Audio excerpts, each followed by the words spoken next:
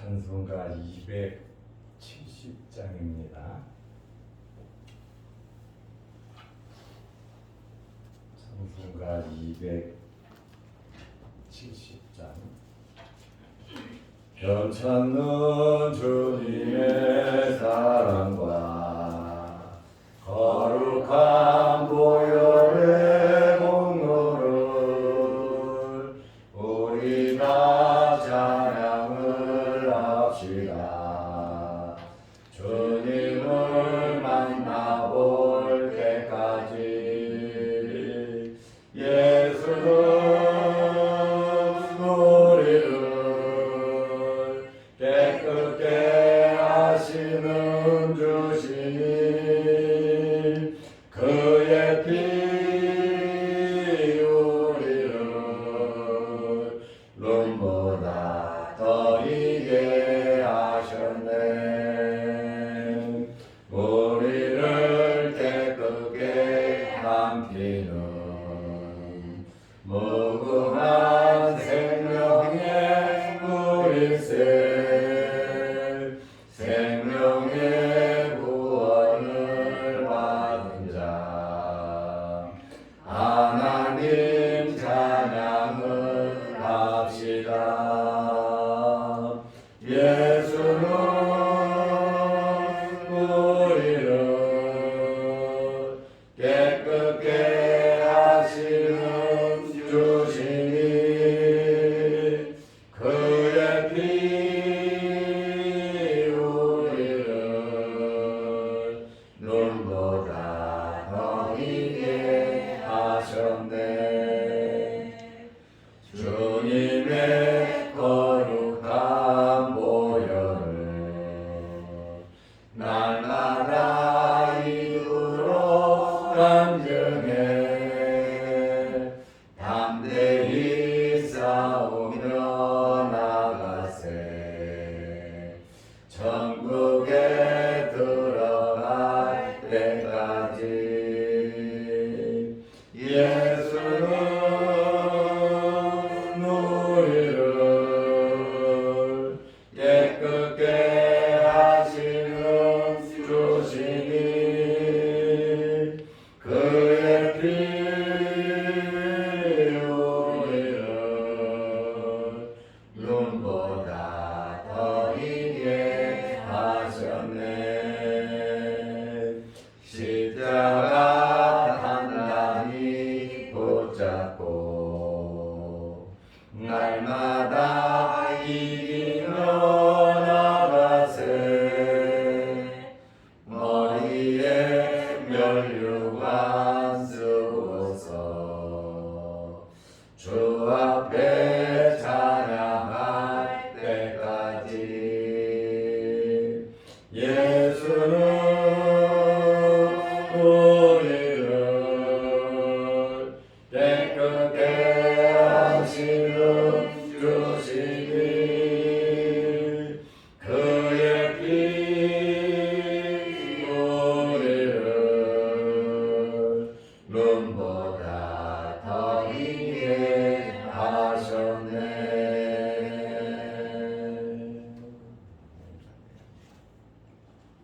사도신경으로 우리의 신앙을 고백하겠습니다.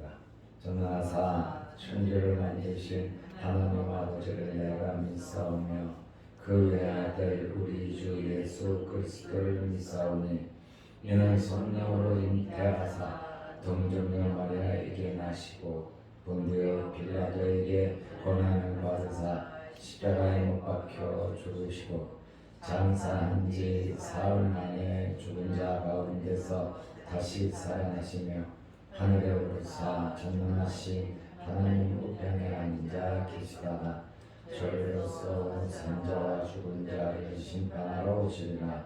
성령을 믿사오며 거룩한 공예와 성도가 서로 교통하는 것과 죄를 사하여 주시는 것과 몸이 다시 사는 것과 영원히 사는 것을 믿사옵나이다. 아멘.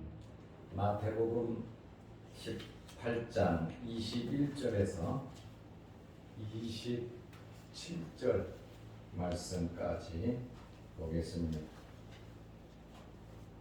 그때 베드로가 나와 이르되 주여 형제가 내게 죄를 범하면 몇 번이나 용서하여 주리이까? 7번까지 하오리이까? 예수께서 이르시되 내게 이르노니 7번뿐 아니라 7번을 70번까지라도 할지니라.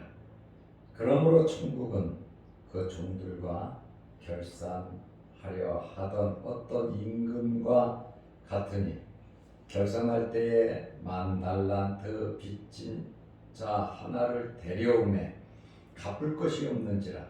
주인이 명하여 그 몸과 아내와 자식들과 모든 소유를 다 팔아 갚게 하라 하니 그 종이 엎드려 절하며 이르되 내게 참으소서 다 갚으리이다 하거늘 그 종의 주인이 불쌍히 여겨 놓아 보내며 그 빚을 탕감하여 주었더니. 아멘. 27절 말씀까지 보았습니다. 우리가 15절에서 20절 말씀까지 죄를 범한 자에 대해서 어떻게 해야 하는가 예수님의 말씀을 들었습니다. 그리고 죄를 용서한 모든 형제들은 함께 기도하고 또 함께 모이라고 말씀을 드렸습니다. 오늘 베드로가 예수님께 형제를 용서하는 것에 대한 질문을 했습니다. 예수님의 이 용서에 대한 말씀을 듣고 마태복음 18장 21절에 보면 그때에 베드로가 나와 이르되 주여 형제가 내게 죄를 범하면, 당사자지요, 나라고 하는 베드로라고 하는 나한테 형제가 죄를 범했다는 거예요. 몇 번이나 용서하여 주리까? 7번까지 하오리까? 베드로가 예수님께 용서에 대한 질문을 했습니다. 성도들의 의무가 무엇이냐면 죄를 지은 사람, 확실하게 죄를 지은 사람을 권면하는 겁니다.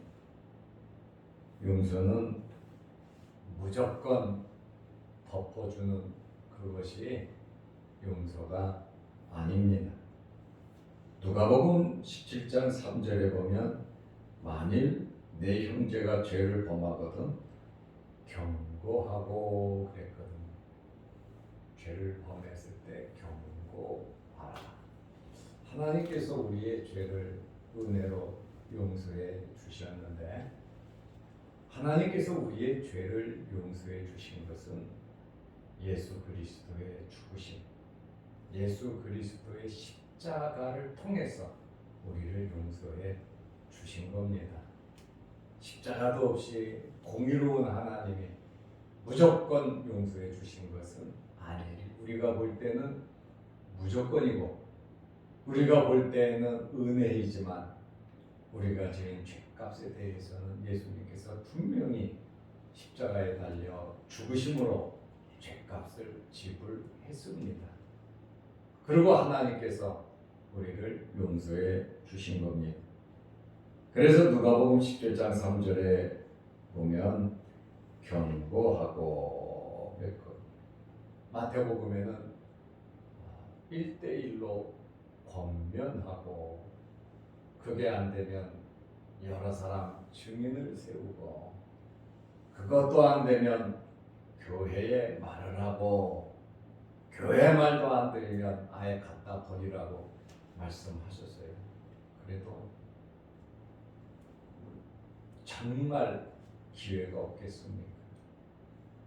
경고하고 권면하는 절차를 밟는 것은 회개할 기회를 주는 거예요. 이미 용서할 마음을 가지고 접근을 하는 거거든요. 그래서 성도들의 의무는 죄인을 권면하는 일을 해야 합니다. 그리고 더불어 죄인을 용서하는 일을 해야 하는 것입니다. 용서의 조건을 보니까 회개하면이라는 말이 나와 있습니다. 죄를 범하면 먼저 경고하고 경고를 듣고 회개하면 형제를 얻은 것이다. 주님께서 말씀을 하셨습니다. 우리가 죄를 짓고도 모를 때가 있잖아요. 정말 모를 때 있습니다. 그러나 깨닫게 되면 회개해야 하는 것입니다. 모를 때는 마음대로 내 마음대로 할 수 있어요. 그러나 알고 깨닫고 기회가 왔을 때는 회개해야 합니다. 베드로도 기회가 왔을 때 회개했고 다윗도 기회가 왔을 때 회개했고 유다는 예수님께서 말씀하셨는데도 회개하지 않았고 아나니아 삽비라 부부도 베드로가 말을 했음에도 불구하고 끝까지 회개하지 않았습니다. 누가복음 17장 3절에 너희는 스스로 조심하라. 만일 내 형제가 죄를 범하거든 경고하고 회개하거든 용서하라. 이것은 주님의 명령입니다. 회개하면 무조건 용서해야 하는 겁니다. 만일 하루에 7번이라도 내게 죄를 짓고 만일 예를 들어서 똑같은 것을 하루에 7번이라도 죄를 짓고 7번 내게 돌아와 내가 회개하노라 하거든 너는 용서하라 하시더라. 참 엄청난 말씀을 예수님께서 하셨어요. 그래서 경고의 목적은 깨닫게 하고 회개시키는 그것이 좁은 의미입니다. 넓은 의미로는 경고의 목적은 용서하라는 겁니다. 용서한다는 겁니다. 권면하고 경고하는 것은 이미 여기 용서라고 하는 이 단어는 헬라어로 아페스라고 하는 단어인데 회개, 자백하기 전에 먼저 용서하고자 하는 마음을 가지고 권면을 하고 경고하는 거예요. 그러니까 넓은 마음으로 좁은 마음으로 정죄하고 심판하려고 권면하고 경고하는 것이 아니라 여기 용서라고 하는 아페스라고 하는 말은 이미 넓은 마음으로 용서하고자 하는 마음을 갖고 접촉을 하는 거예요. 이미 용서할 마음을 갖고 있는 마음의 상태를 의미하고 있습니다. 베드로의 이 말을 들은 예수님께서는 단번에 아니다라고 말씀을 하셨어요. 외경에 보면 2번까지 용서하라고 적혀 있어요. 유대 랍비들은 3번까지만 용서하라고 가르쳤습니다. 그러나 베드로는 7번이라고 말한 것은 정말 대단한 질문을 한 것입니다. 그러나 예수님께서는 이러한 2번, 3번, 7번 이런 제한적인 용서는 아니다라고 하는 그러한 말씀입니다. 마태복음 18장 22절에 보면 예수께서 이르시되 내게 이르노니 예수님의 말씀 전통적인 관습도 아니고 랍비의 가르침도 아니고 베드로의 7번 제한도 아니고 7번뿐 아니라 7번을 70번까지라도 할지니라 490번이라 할지라도 용서하라고 하는 그러한 말씀입니다. 용서에 대한 그리스도인들의 기준을 예수님께서 정하신 거예요. 우리가 보통 3세번하고 많은데 그렇잖아요. 그리고 내가 100번이나 말했는데 그러냐고 우리는 화를 낸단 말이에요. 그런데 예수님의 용서의 이 기준은 490원일지라도 그 이상 용서하라고 하는, 그러니까 앞에서 용서라고 하는 그 단어의 의미를 우리가 잘 알고 있어야 하는 것입니다.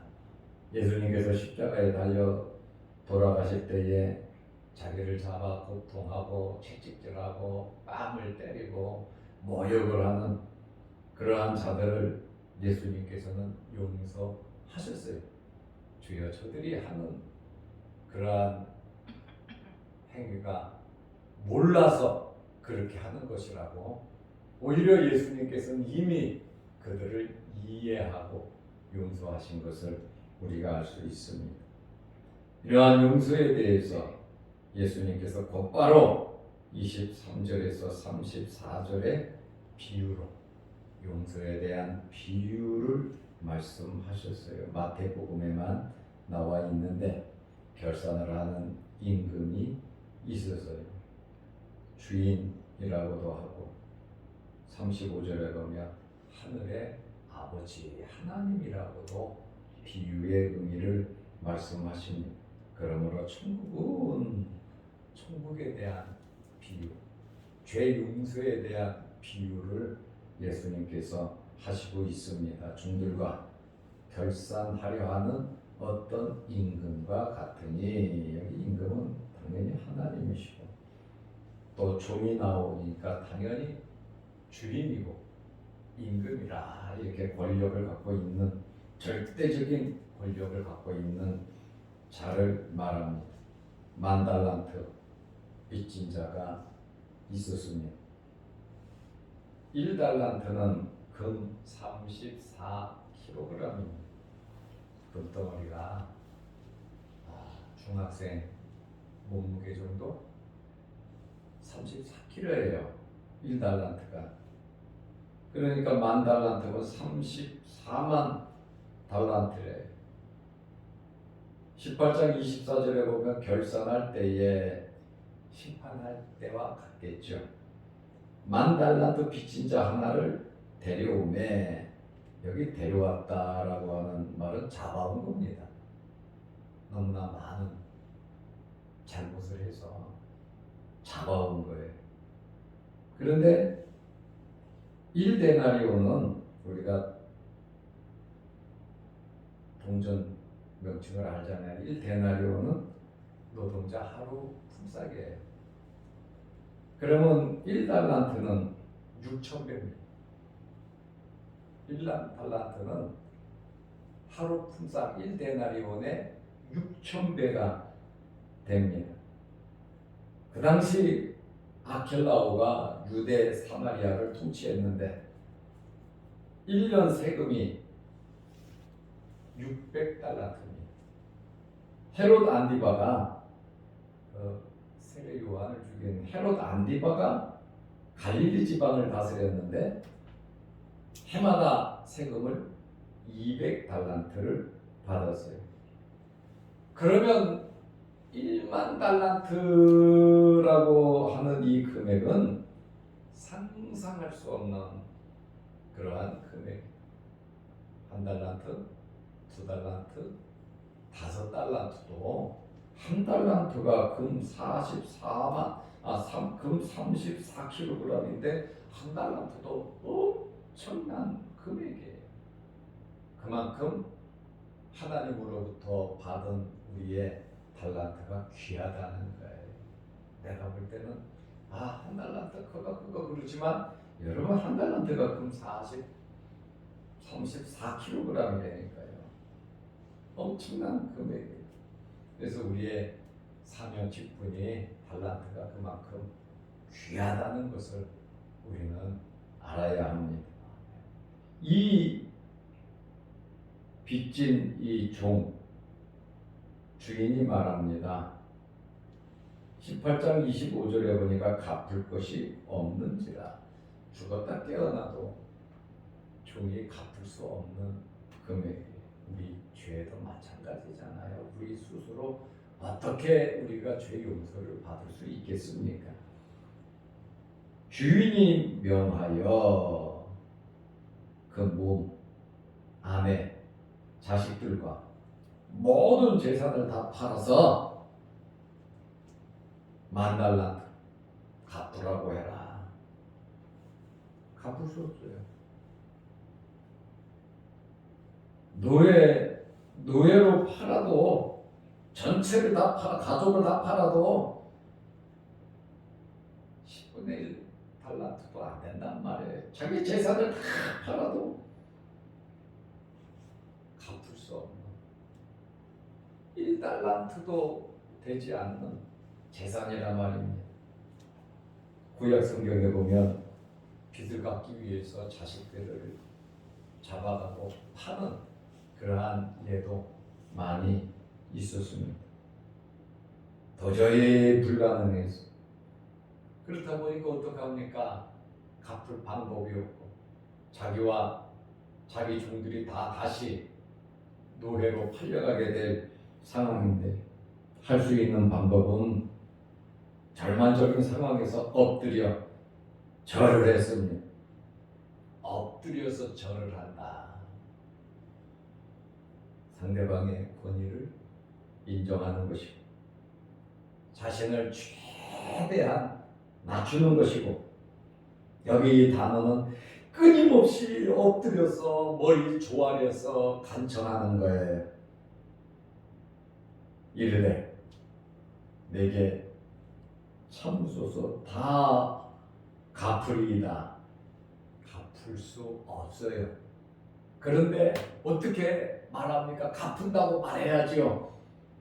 분노한 감정을 누그러뜨리고 빚 갚을 시간을 달라고 당장 위기를 모면하려고 울면서 참아달라고 그럴 테니까 빚진 자야 다 이렇게 할 수밖에 없지요. 그러자 마태복음 18장 27절에 보면 그 종의 주인이 불쌍히 여겨 첫째 측은지심이 생겼다는 거예요. 울면서 큰 척을 하니까 불쌍한 마음. 두 번째로는